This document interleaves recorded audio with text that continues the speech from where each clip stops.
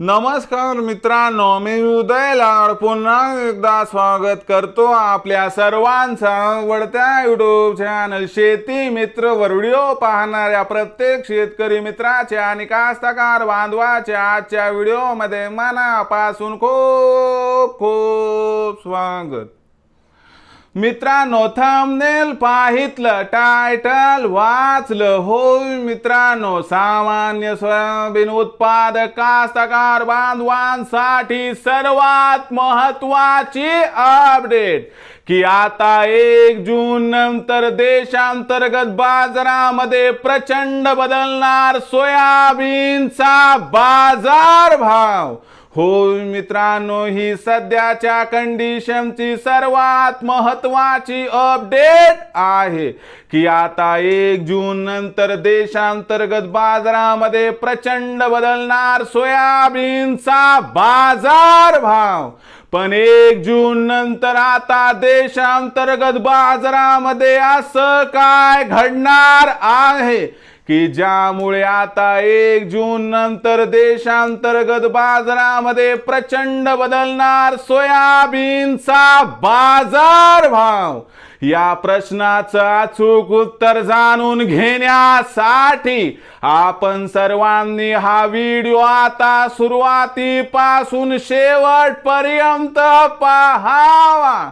हा व्हिडिओ सुरुवातीपासून शेवटपर्यंत पाहत असताना जर आपल्याला मनापासून आवडला तर जरूर या व्हिडिओला या ठिकाणी एक लाईक करा। जास्तीत जास्त कास्तकार बांधवांपर्यंत हा व्हिडिओ पाठविण्यासाठी या व्हिडिओला या ठिकाणी जरूर शेअर करा। सबस्क्राइब करून जरूर नोटिफिकेशन बेलला ऑल करा, यामुळे येणारा प्रत्येक व्हिडिओ हा आपणास या ठिकाणी मिळत राहतो। तर बघा मित्रांनो, सामान्य सोयाबीन उत्पादक कास्तकार बांधवांसाठी सर्वात महत्त्वाची अपडेट की आता 1 जून नंतर देशांतर्गत बाजारामध्ये प्रचंड बदलणार सोयाबीनचा बाजार भाव।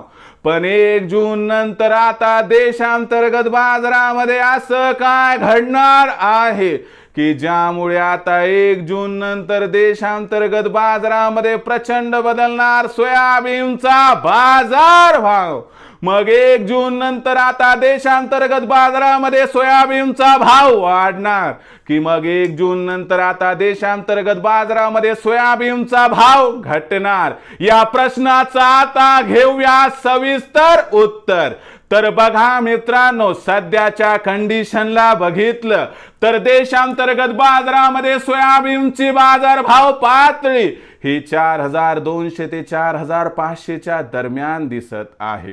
1 जून नंतरचा विचार केला तर महाराष्ट्राच्या पावन भूमीमध्ये जरी 7 जूनला मान्सून दाखल होत असला तरी या ठिकाणी 1 जून पासून पूर्व मोसमी पावसाला सुरुवात होते आणि यामुळे आपण खत बियाणांची खरेदी करण्यासाठी लगबग करतो आणि त्यासाठी पैशाची आवश्यकता असते।